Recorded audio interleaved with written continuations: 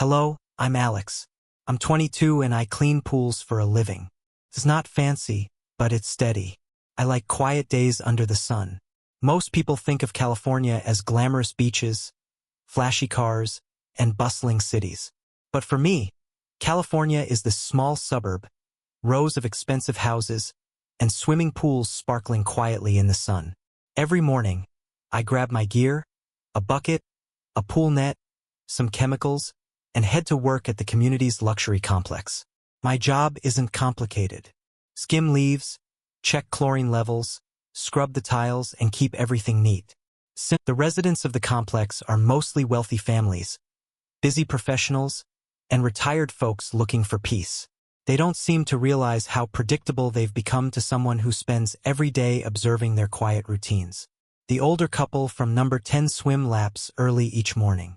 The young family at number 4 splashes around with their kids every Saturday. And there's Sophia from house number 16. I've seen her swimming alone many late afternoons. Always graceful, always alone. She's not like the others. There's something different about her. A quiet elegance.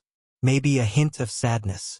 She usually arrives just as I'm finishing up right when the sunlight fades to that warm golden color that makes everything look softer. Sophia's my friend Mike's mom, though. Mike moved away for college about a year ago. I'd met her briefly once or twice back then, just enough to know who she was, but never enough to really know her. Mike rarely talked about his parents. All I knew was that they divorced and his mom had stayed behind alone. I'd catch glimpses of her while working, trying not to stare, but failing. I'd watch from a distance, keeping my head down, acting busy, but always aware of her presence. She moved through the water like she belonged there, smooth and confident. She rarely spoke to anyone, just nodded politely if someone passed. She always chose the quieter end of the pool, furthest away from the main entrance, where the shade of a tall palm tree provided privacy. I wondered why she preferred that solitude, wondered what thoughts filled her mind during those silent swims. One late afternoon, as I was finishing up my work, Sophia arrived as usual. She walked slowly along the poolside, wrapped in a light robe barefoot. Her dark hair was tied loosely, strands catching the soft sunlight as she approached the pool. I busied myself with cleaning the edge, pretending not to notice her, though every cell in my body seemed aware of her movements. She removed her robe, revealing a simple black swimsuit. She paused for a moment at the edge as if preparing herself, then slipped gracefully into the water. I stole glances, trying to keep my face neutral, trying to convince myself I was only looking out of casual curiosity. But deep down, I knew it was more. That day felt different. Maybe it was the quietness or the way the sunlight lingered longer, casting the water into warm shades of orange and gold. I finished my task, slowly delaying my departure, aware of how ridiculous I was being, but unable to leave. Then I noticed something unusual. Sophia had paused mid-stroke, her movements faltering. Her expression changed abruptly from calm concentration to discomfort. Her body stiffening slightly. She tried to swim toward the edge, but her movements were awkward, strained. My pulse quickened. Without thinking, I dropped my tools and ran to the edge of the pool.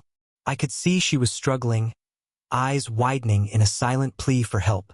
"Sophia," I called, my voice cracking slightly, filled with urgency.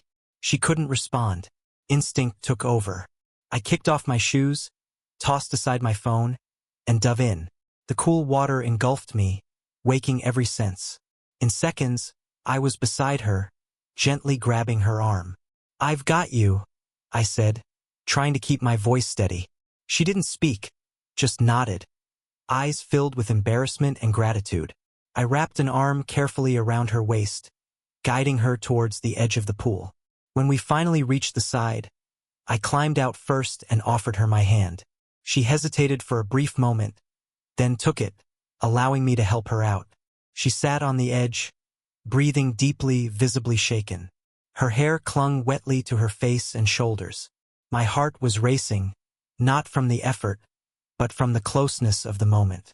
"Are you okay?" I asked softly. She nodded again, a small smile, trying to cover her embarrassment. "Just a cramp. Stupid, really. I should know better. It happens. I reassured her, reaching for the towel she'd left nearby and handing it over. She took the towel, gratefully wrapping it around herself. Her eyes finally met mine, steady and searching. Thank you, Alex. I'm glad you were here. It's nothing, I said quickly, feeling my face warm. I wasn't used to conversations this real, this close. We sat there quietly for a moment, the sound of the water gently lapping against the poolside. The sun was setting, casting long shadows around us. I suddenly realized I was dripping wet, sitting awkwardly beside her, probably looking like an idiot, but she didn't seem to mind. After a moment, she looked at me again. There was something different in her eyes now, softer and more open. I've seen you around. You're always working so quietly. I wasn't sure you even noticed me. I hesitated. Words caught in my throat. But finally, I admitted I noticed. Her smile widened slightly, genuine, and warm. I noticed you, too. You're always so careful, respectful. It's rare these days. I didn't know how to respond. Everything felt new, unfamiliar, but strangely right. When I helped her out of the pool, something changed.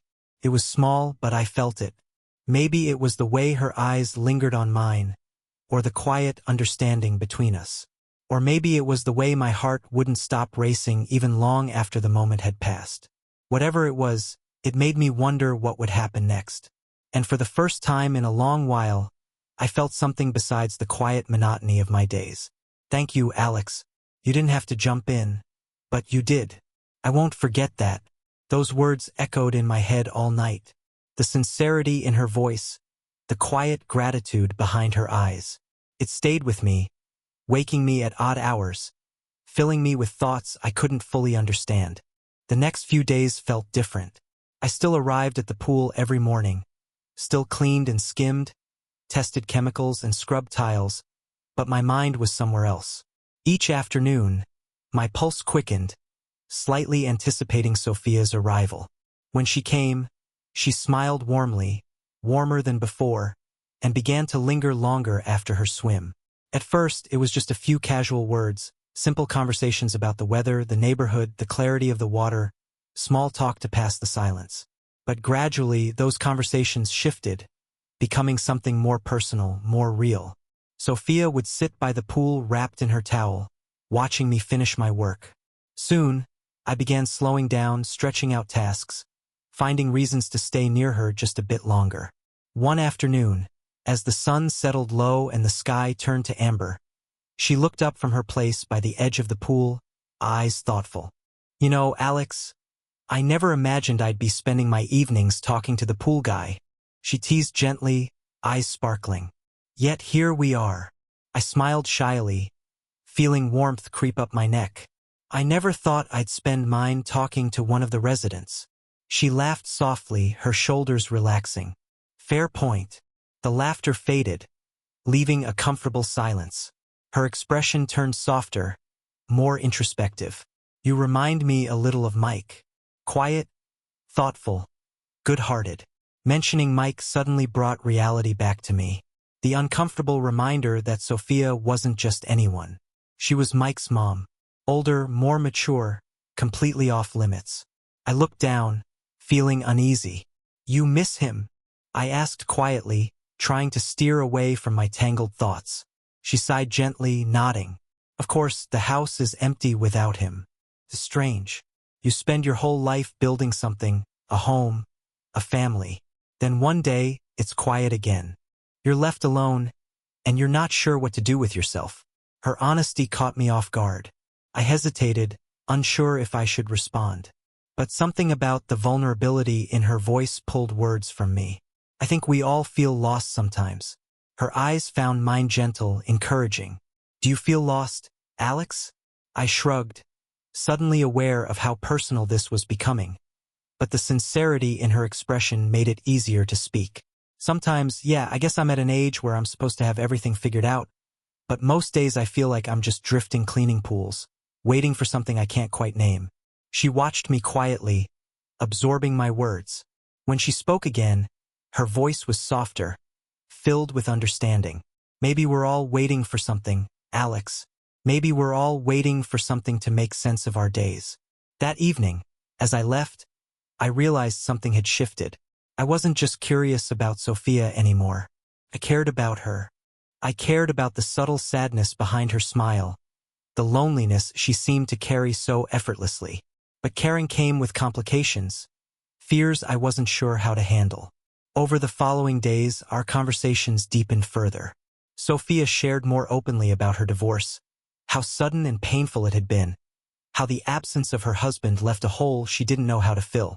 I spent years pretending everything was fine, she admitted one quiet afternoon.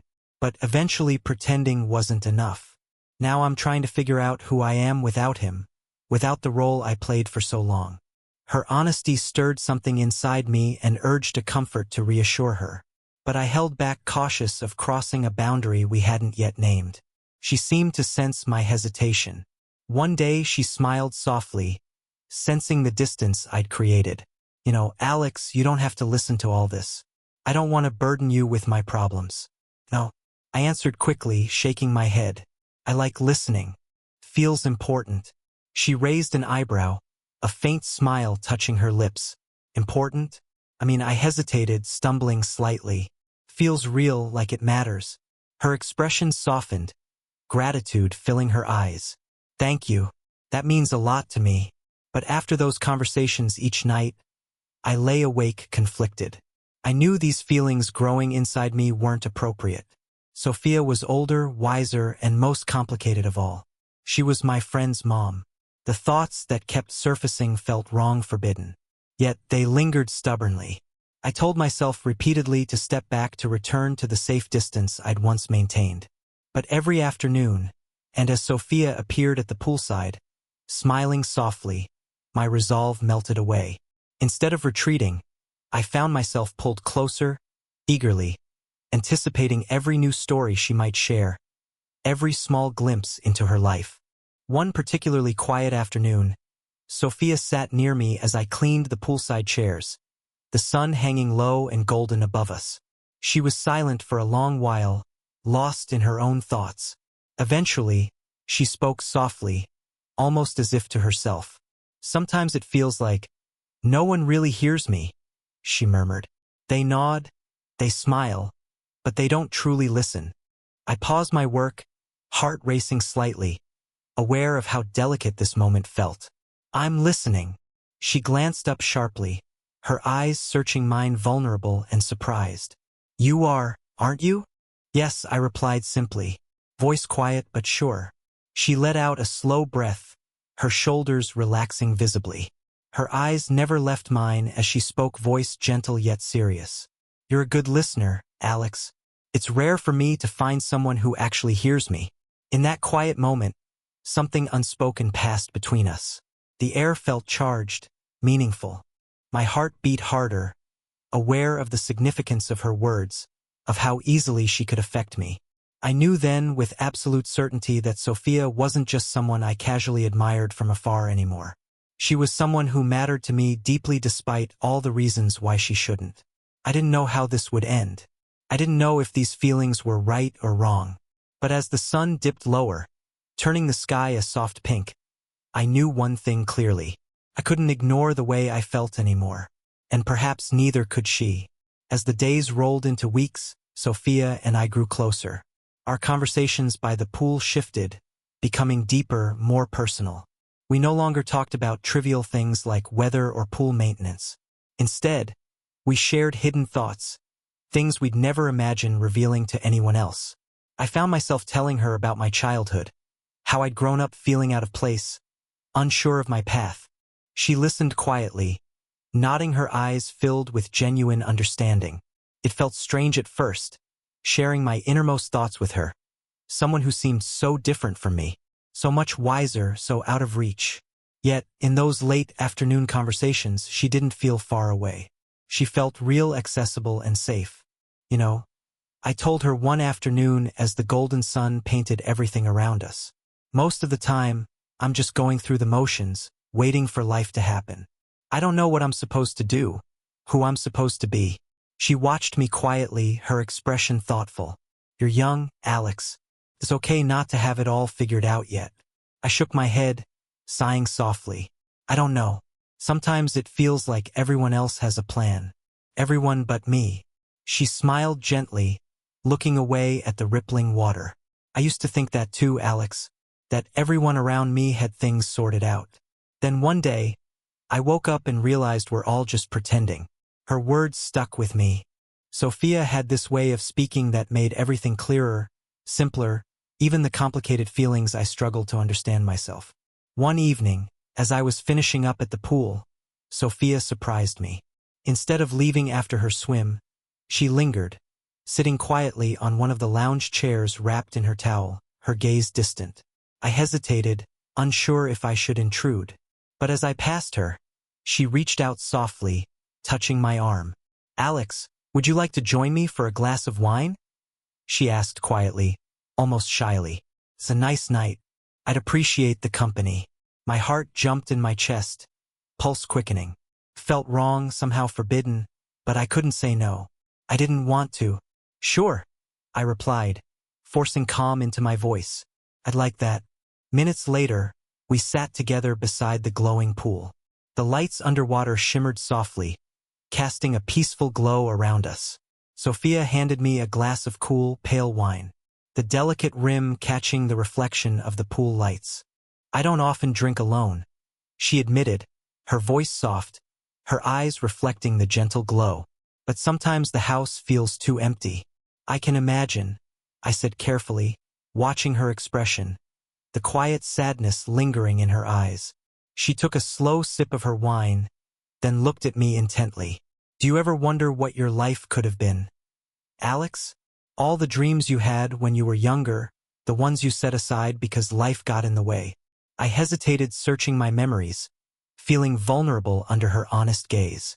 Sometimes I used to want to travel, see the world, but I guess reality always felt more important than dreams. She smiled softly, nodding. I wanted to paint. Did you know that I used to love it? But life became busy. Marriage, motherhood, responsibilities, and painting just fell away. Now sometimes I wonder what might have happened if I held on to it. You could still paint, I offered gently. It's never too late. She laughed quietly, but there was a sadness beneath it. Maybe, or maybe some dreams have their moment, and once it passes you can't get it back. We fell silent, the night around us deepening. Her gaze drifted to the pool, the water shifting gently under the soft breeze. Then she turned back to me, her voice barely above a whisper. Do you think I missed my chance, Alex? Said happiness. Her question caught me completely off guard. I swallowed hard, my throat suddenly dry away. I don't know, Sophia. Happiness is complicated, right? She waited patiently, watching me carefully. I took a slow breath, gathering my thoughts, feeling awkward yet compelled to speak honestly. I think maybe happiness doesn't have just one chance, I began slowly. Maybe it's not about moments we missed, but the ones we still have ahead. The ones we choose to grab hold of. Her eyes softened, her expression touched by something deeper, something tender and sincere. That's a lovely thought. We sat quietly sipping our wine, each lost in our own thoughts. But inside me, emotions tangled into knots. Sitting here with Sophia felt both perfect and dangerous. I felt something for her, something I couldn't deny, but guilt pricked at me constantly.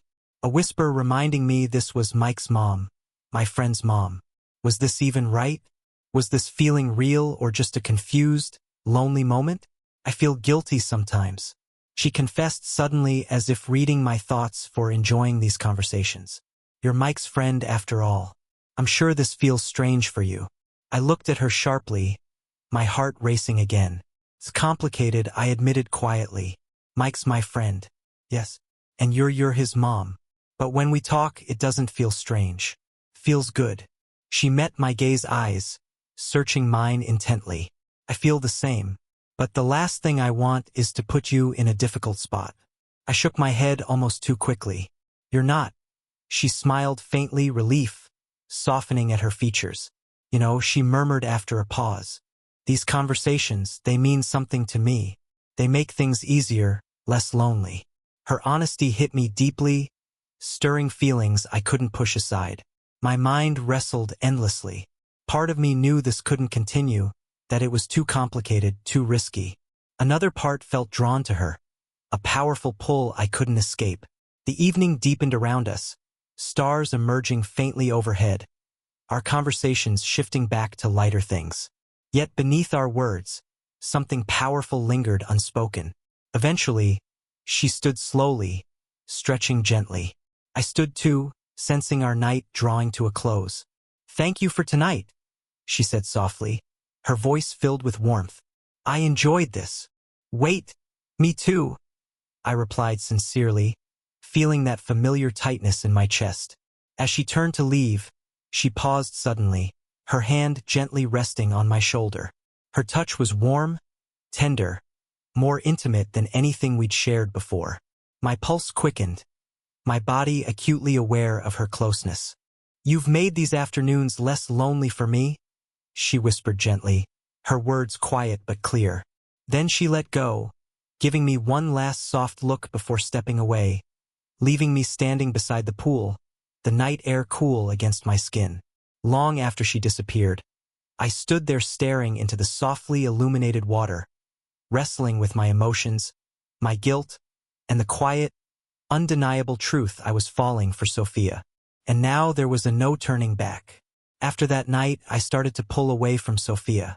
I didn't want a 713, but something inside kept telling me it was the right thing to do. The afternoons I once eagerly awaited became moments filled with doubt. I'd finish my tasks quicker, always leaving just before she arrived, making excuses to avoid our usual conversations. I thought distancing myself would make things simpler, clearer. Instead, it left me feeling emptier, more conflicted. Days blended into weeks, and every evening alone in my small apartment. I wondered if Sophia noticed, if she missed our talks as much as I did. Then, one quiet afternoon, she finally confronted me. I was carefully cleaning the pool filter, focused on my task to avoid thoughts of her, when I felt a familiar presence behind me. Turning around slowly, my heart skipped. Sophia stood there, a soft and certain smile on her face.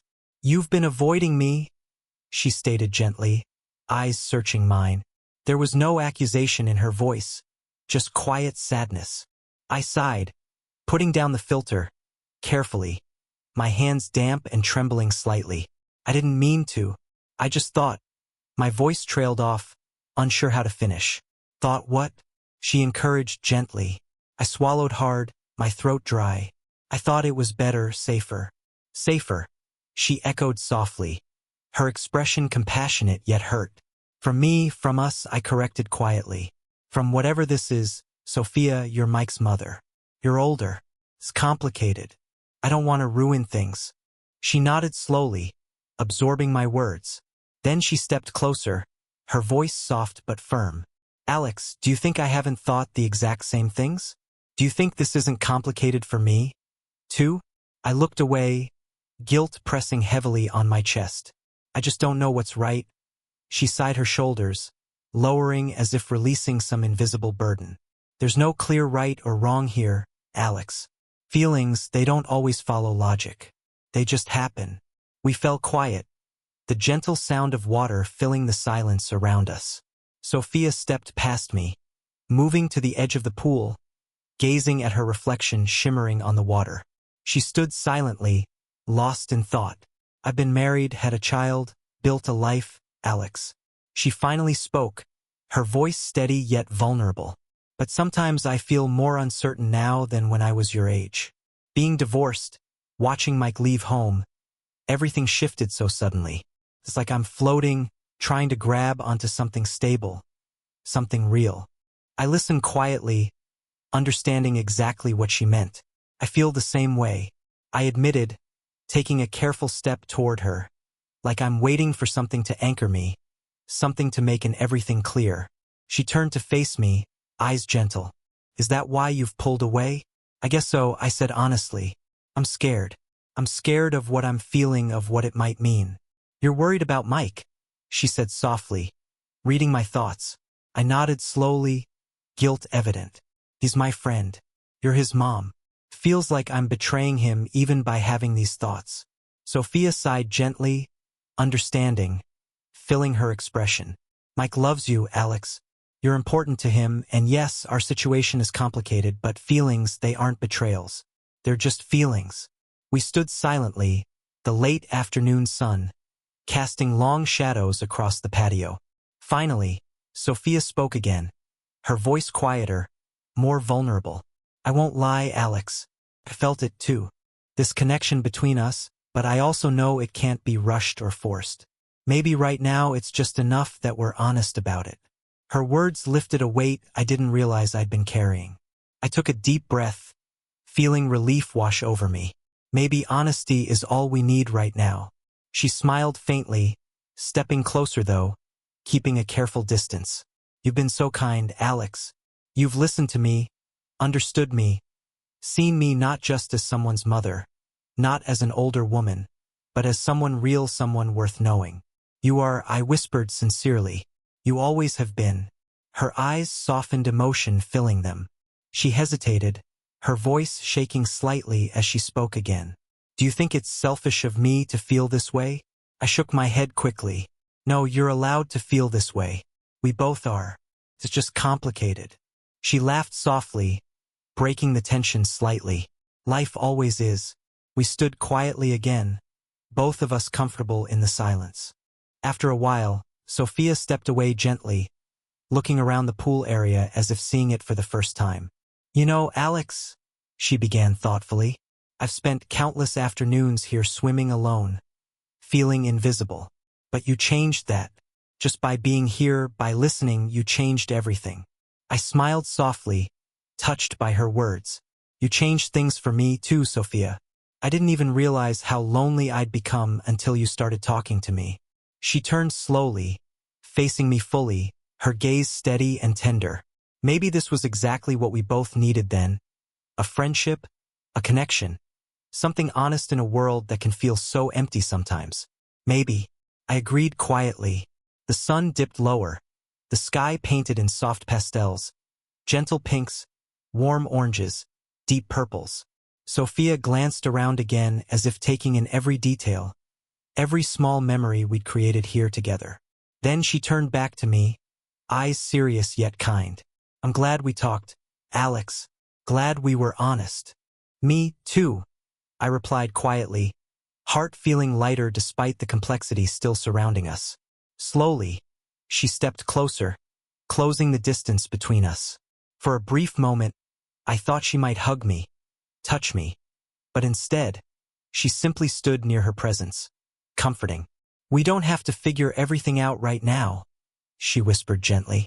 Maybe it's enough just knowing we're not alone in how we feel. I nodded silently, appreciating her wisdom, her clarity. No promises were made, no boundaries crossed, yet I felt closer to her in that moment than ever before. Eventually, she stepped away again, pulling her wrap tighter around her shoulders as evening approached. She looked at the pool once more, a faint, nostalgic smile on her lips. Thank you, Alex, she finally said, her voice soft yet clear, for always looking at me like I'm still a woman.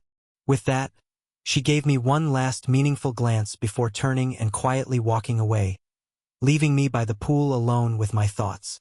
As I watched her disappear, I realized we hadn't resolved anything. No answers were given, no future mapped out. Yet somehow things felt clearer, simpler. Maybe some relationships weren't meant to be defined, only felt deeply. And in that gentle uncertainty, there was a profound sense of peace. Because whatever happened next, whatever we decided, at least we both knew one truth clearly: we were no longer alone. And perhaps that was enough. The story of Alex and Sophia offers a profound life lesson. The power of genuine human connection can transform even the most ordinary moments into something deeply meaningful. In a world often filled with superficial interactions, their story reminds us that truly listening, seeing someone for who they are beyond labels or roles, can heal loneliness and spark hope. Alex, a young pool cleaner, and Sophia, a woman navigating the quiet ache of an empty home, found solace in each other's presence. Their bond, built on honest conversations and mutual vulnerability, shows that age, status, or circumstance need not define our relationships. It's a call to embrace empathy, to pause and hear the stories others carry, and to offer kindness without expectation. This connection didn't resolve all their struggles, but it gave them both a sense of purpose and belonging, proving that sometimes being truly seen is enough to change everything. Let this inspire us to seek out and nurture authentic connections in our own lives, to be the person who listens, who cares, and who dares to be real. What did this story teach you about life or connection? Share your thoughts in the comments below. We'd love to hear your reflections. If this touched your heart, don't forget to like, subscribe, and hit the notification bell to join our community of storytellers. Your support keeps these meaningful stories coming, so let's grow this journey together.